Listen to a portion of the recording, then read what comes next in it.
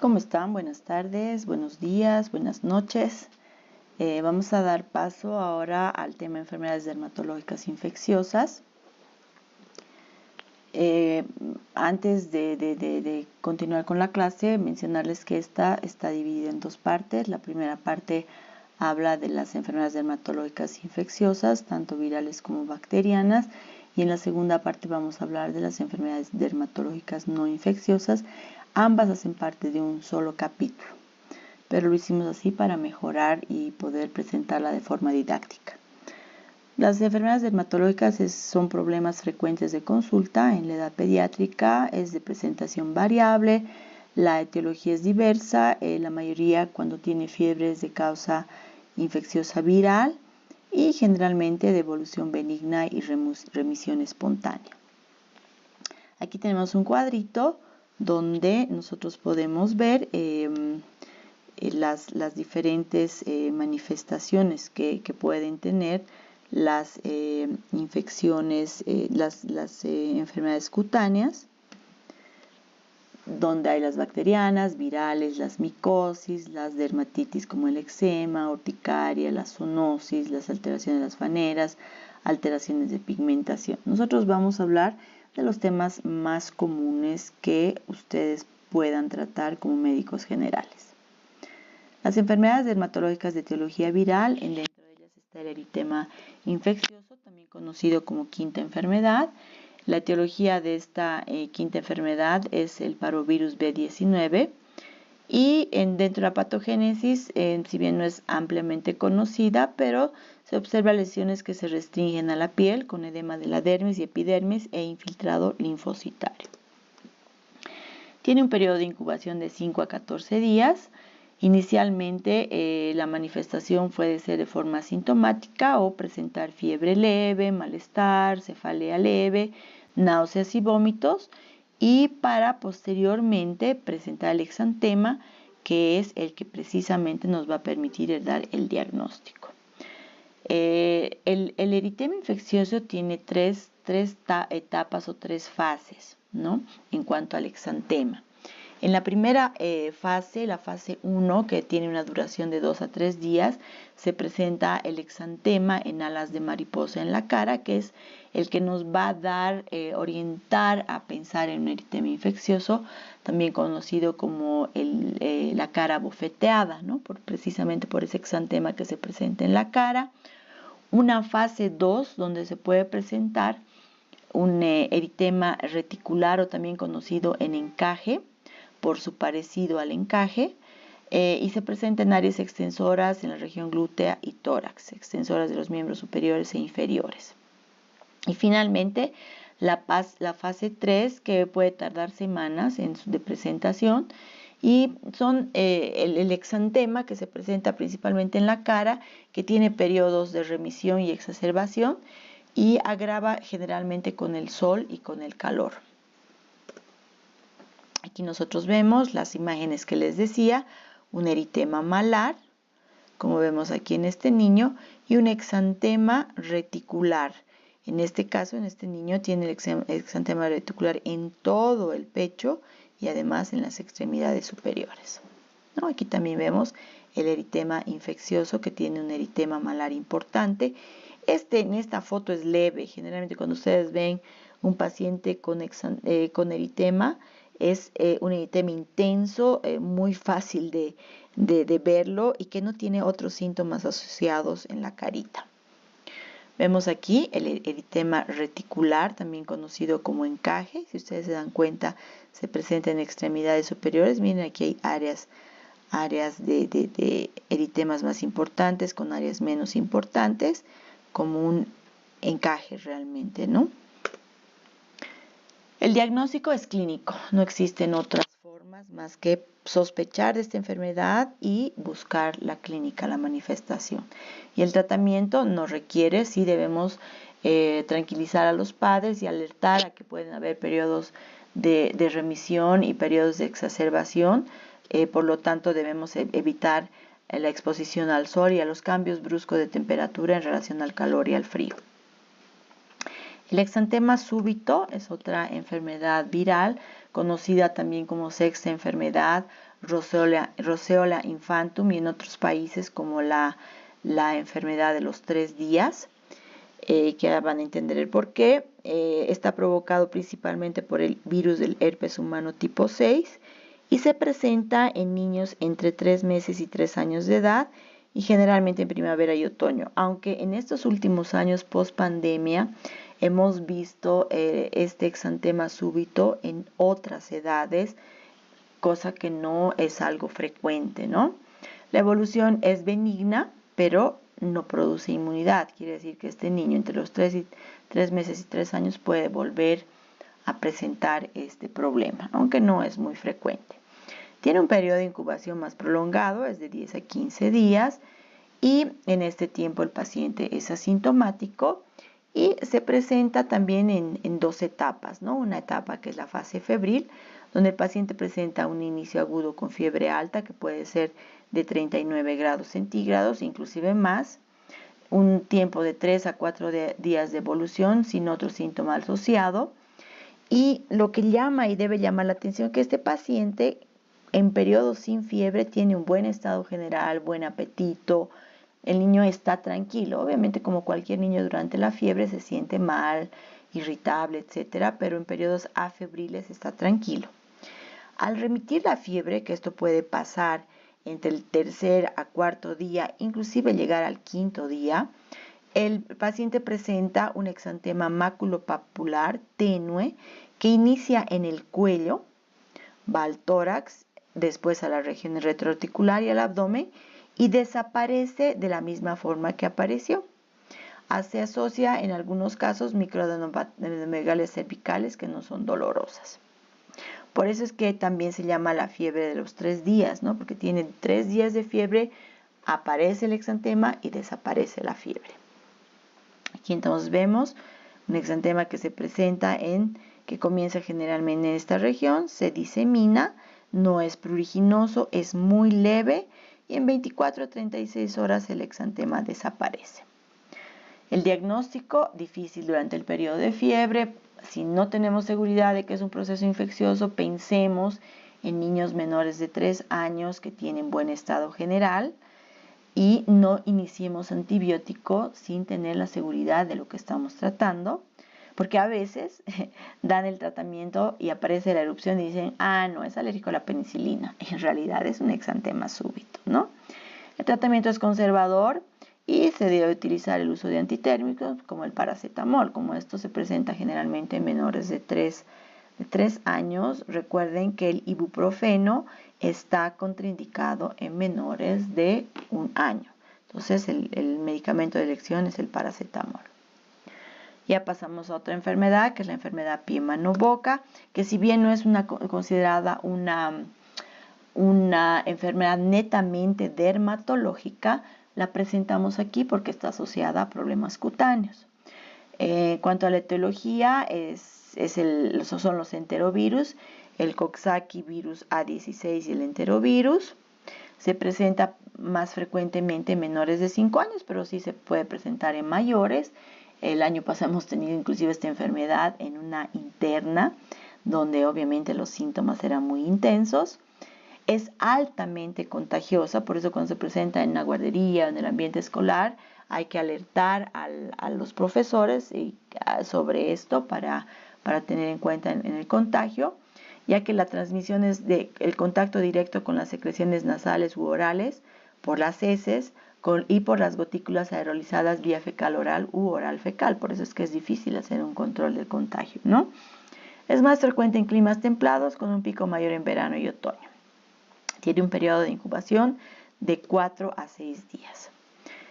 La presentación también tiene más o menos 3 etapas, aunque no se lo denomina así, pero es más con fines didácticos. En el periodo prodrómico de 2 a 3 días puede ser asintomático o presentar una fiebre de 38,5, pudiendo llegar hasta 39,40. El paciente presenta anorexia, malestar y dolor en la boca, sin que en ese momento encontremos lesiones, y con menor frecuencia puede tener síntomas como coriza, tos, diarrea y vómitos. Posterior a esto, el paciente presenta vesículas en la cavidad oral que pueden llegar hasta 8 centímetros de diámetro, tiene una base eritematosa y se localiza en la mucosa oral, en la lengua, en la úvula y pilares amigdalinos anteriores, y el compromiso de las encías es muy raro. En esta situación, en las lesiones orales, debemos hacer diagnóstico diferencial de la herpangina, que no está relacionado con lesiones en la piel y sí con aftas que se presentan más que todo en la faringe y en el paladar blando, o con la gingivoestomatitis aftosa, que se caracteriza por presentar aftas pero que tiene compromiso de las encías, ¿no? Haciendo una gingivitis más, y no tiene lesiones cutáneas. Posterior a esto, más o menos 1 a 2 días después de la aparición de las lesiones orales, se presentan máculas eritematosas y luego vesículo-pustulosas con borde eritematoso de forma generalmente oval y de consistencia dura. Se localizan en el dorso de las manos y los pies y suelen ser asintomáticas y se resuelve de forma espontánea después de 5 a 10 días. Aquí nosotros vemos las lesiones, las aftas que nosotros vemos pueden inclusive salir de la cavidad oral. Aquí vemos unas lesiones eritematosas con un halo eritematoso y un fondo más pálido. Y aquí las lesiones características, ¿no? Que son unas pápulas no dolorosas que se encuentran en la palma de las manos principalmente y también en los pies, si se dan cuenta aquí, que también se pueden presentar en la planta de los pies. Que esas lesiones son fáciles de reconocer, pero también debemos hacer diagnóstico diferencial cuando vemos estas lesiones con un impétigo, no con un impétigo, sino con un prurigo por insectos. Pero el prurigo por insectos no provoca lesiones orales. Pasamos ya a las enfermedades dermatológicas de etiología bacteriana. Una de las que debemos considerar es la escarlatina, que si bien con tanto uso de antibióticos, amoxicilina por todo y por nada, creo que indirectamente hemos erradicado al Streptococcus pyogenes, pero es algo que debemos pensar, y está provocada por las exotoxinas del Streptococcus beta hemolítico del grupo A, y la transmisión es altamente contagioso, se transmite de persona a persona a través de las gotículas expelidas en el estornudo o la tos, más frecuente en zonas urbanas y se asocia a infecciones faríngeas, a heridas infectadas, y es rara en menores de 2 años porque sabemos que el Streptococcus beta hemolítico del grupo A, que es el agente que provoca esto, es poco frecuente a esta edad. Tiene un periodo de incubación de 1 a 7 días. Sus manifestaciones se presentan con un inicio brusco. Recuerden que las bacterias cuando se presentan siempre se presentan generalmente, no siempre de forma brusca. Y comienza en la vía respiratoria alta, provocando dinofagia, faringitis, asociado a cefalea, náuseas, vómitos, dolor abdominal, mialgias, malestar general. Posteriormente se observa lesiones maculopapulares de color eritematoso de textura áspera. Ustedes tocan la piel y parece una lija, por eso también llaman piel de lija, que inicia en el pecho y las axilas y debajo de las orejas y posteriormente se extiende a tronco y extremidades. Las lesiones se acentúan en los pliegues de la piel con líneas de color rojo intenso que son conocidas como líneas de Pastia. Siempre que ustedes vean el eritema, vean en las lesiones, en los pliegues, ¿no?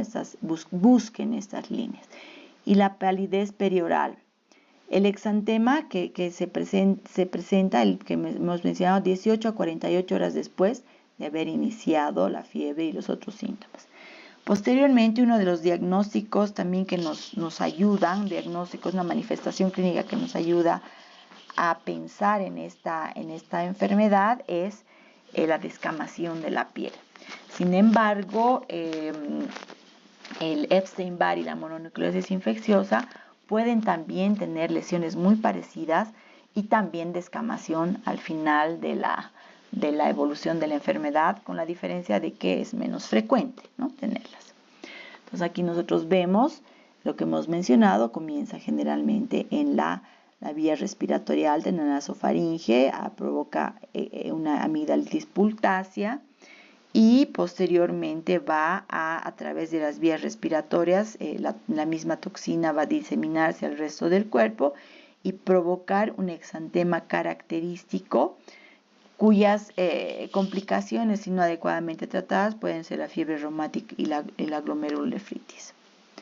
¿Qué encontramos en el examen físico? Adenopatías cervicales, una faringe y mucosa oral eritematosa con máculas puntiformes o petequias en la úvula y el paladar, la lengua cubierta de una placa blanca, es una lengua que podríamos decir una lengua saburral, pero ¿cuál es la diferencia? Las papilas gustativas se muestran enrojecidas con aumento de tamaño, lo que dan el aspecto de una lengua en frambuesa, que es lo que vemos aquí, ¿no?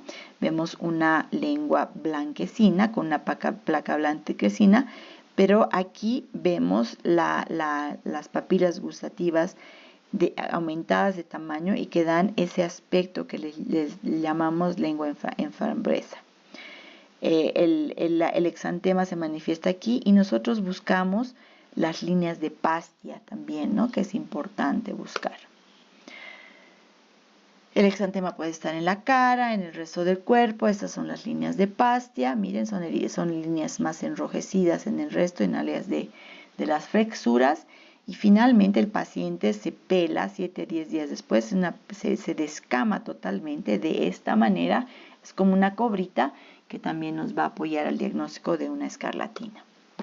El diagnóstico es clínico. Sí podemos hacer exámenes complementarios, un hisopeo faríngeo para evidenciar la presencia del Streptococcus biógenes. Podemos hacer pruebas de detección rápida para determinar también la presencia de esta bacteria. Y la antistreptolicina o ASTO no es un estudio que sea de importancia, ya que el diagnóstico es agudo, ¿no? Y nos va a dar la manifestación aguda. ¿Debemos tratar? Sí, debemos tratar, pero ¿por qué? Porque tenemos que prevenir la fiebre reumática, ¿no? Que también es algo que felizmente hace muchos años no vemos, para reducir la propagación de la enfermedad, porque como habíamos dicho que es altamente contagiosa, prevenir las complicaciones que también hemos mencionado, como la glomerulonefritis, la fiebre reumática, y acortar el curso de la enfermedad. El tratamiento de elección es la penicilina, que podemos utilizar la penicilina oral, pero no tenemos en nuestro medio, la amoxicilina, la penicilina benzatínica, realizar un reposo relativo, manejo de la fiebre con ibuprofeno o paracetamol, una nutrición adecuada, una hidratación también adecuada, de preferencia obviamente bioral, y el paciente puede retornar al ambiente escolar 48 horas después de haber iniciado el tratamiento, donde después de esto ya no tiene riesgo de contagio.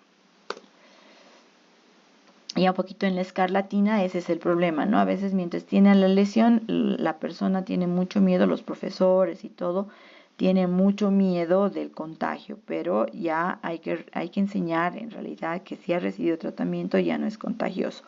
Obviamente, si el paciente está muy decaído, enfermo, no lo vamos a mandar al colegio, ¿no? Depende de la evolución.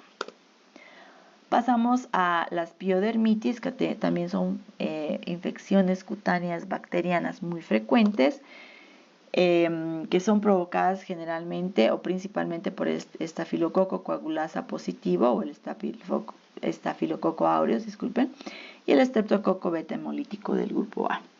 Las características es que pueden comprometer no solo la piel, sino también anexos, y pueden presentarse sin lesiones previas perceptibles o ser secundarias a una complicación de una dermatosis preexistente o a una puerta de entrada, ¿no? A veces una picada de insecto es una puerta de entrada, una colocada de un arete en el pabellón auricular es una puerta de entrada.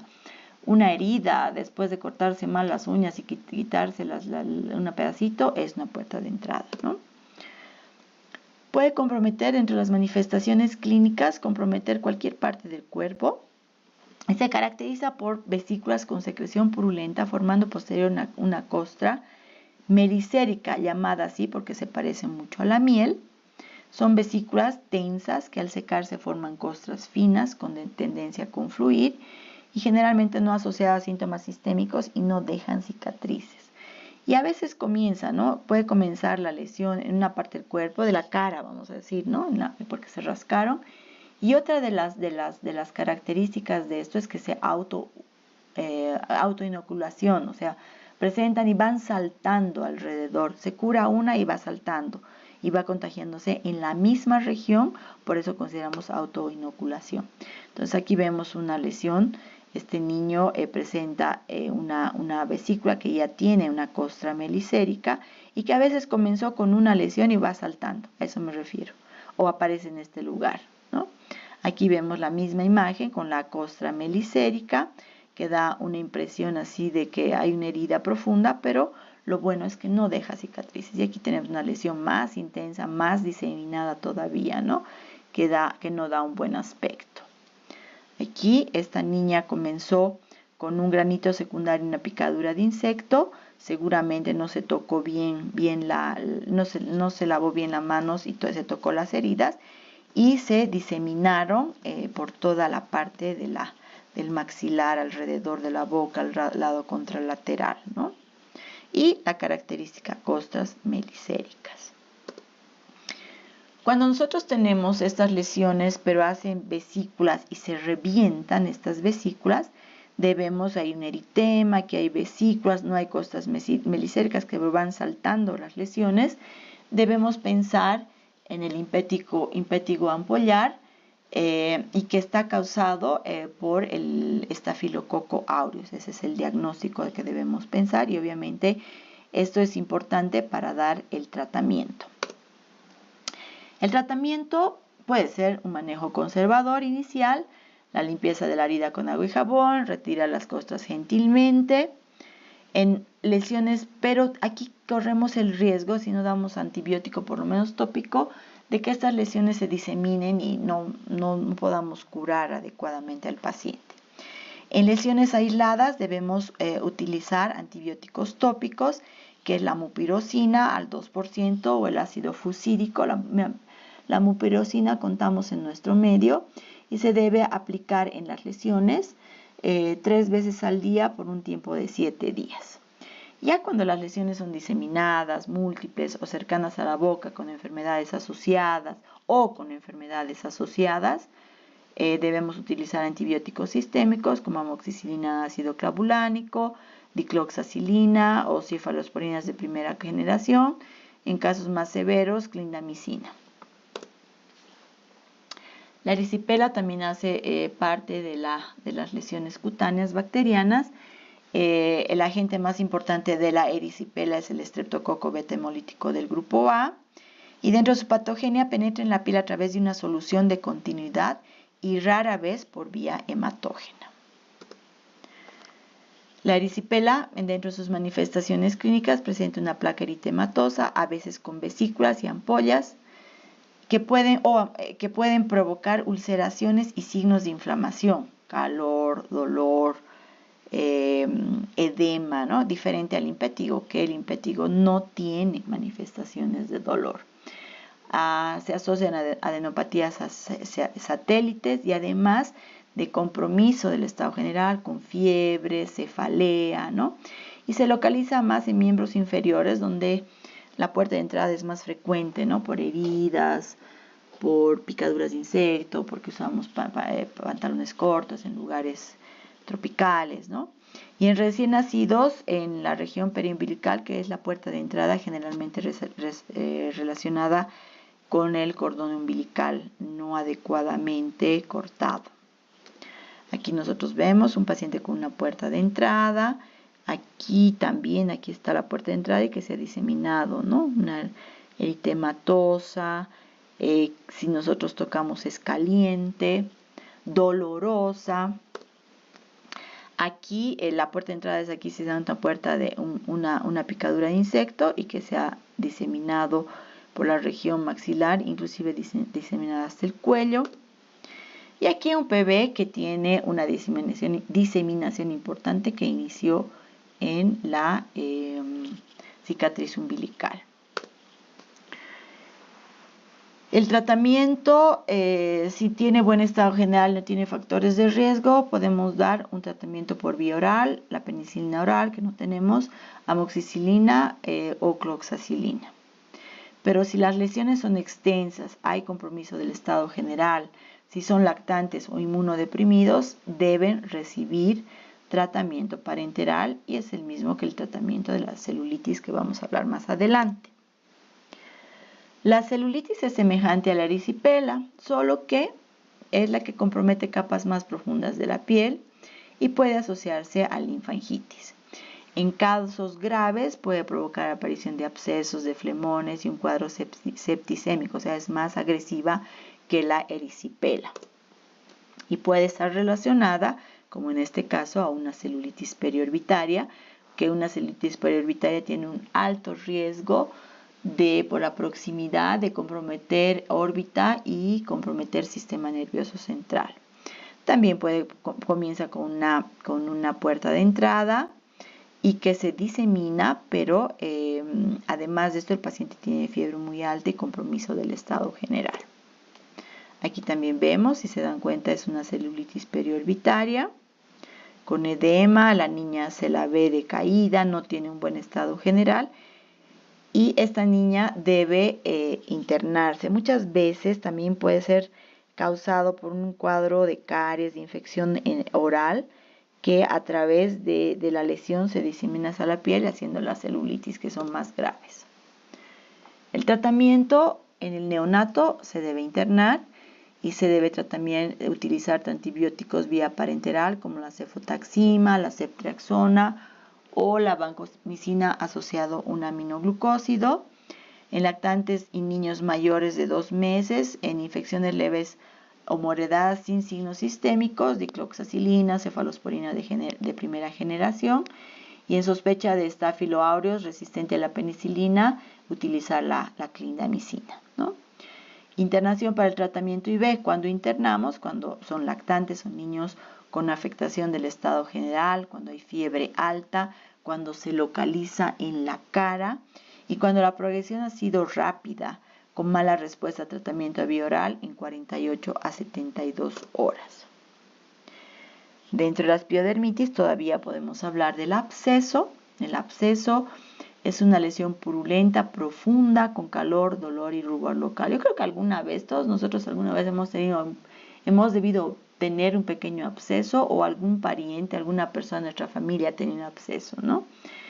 Dependiendo del tamaño del absceso, puede haber sintomatología general de infección con fiebre, malestar general, cefalea, etc. O también se puede presentar como una complicación de una piodermitis o por diseminación hematógena. Los más simples son cuando nos hacemos una heridita, no limpiamos bien nuestra herida y se forma un absceso local, ¿no?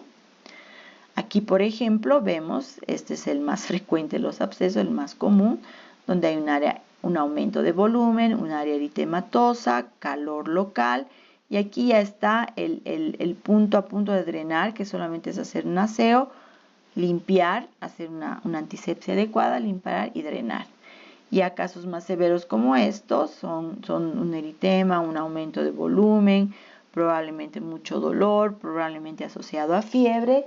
Y el caso más grave es este paciente, que además de tener un absceso, que es más en cavidad oral, si ustedes se dan cuenta, está asociado a una celulitis, inclusive una celulitis periorbitaria. Aquí da la impresión de quimosis, tal vez por el color de la foto, pero aquí el paciente está con una celulitis periorbitaria y dentro de esto está la formación de un absceso, o sea, un caso realmente grave, ¿no? El tratamiento, abscesos mayores de 5 centímetros deben ser drenados. Si están asociados a celulitis o compromiso sistémico, tratamiento con antibiótico, como habíamos dicho, dependiendo cuál es la clínica, vía oral o intravenosa. Y lesiones menores a 5 centímetros sin compromiso sistémico, solamente la limpieza y drenaje, pero no requiere antibiótico. Y lesiones cercanas a mucosa, considera tratamiento con amoxicilina más ácido clavulánico o clindamicina. Mejor de forma parenteral, obviamente. Bueno, ahí hemos terminado. Realmente es un tema, he ido muy rápido, creo, pero son los datos que ustedes deben considerar para el manejo de las enfermedades dermatológicas infecciosas. Ya a continuación vamos a hablar de las enfermedades dermatológicas no infecciosas. Nos vemos.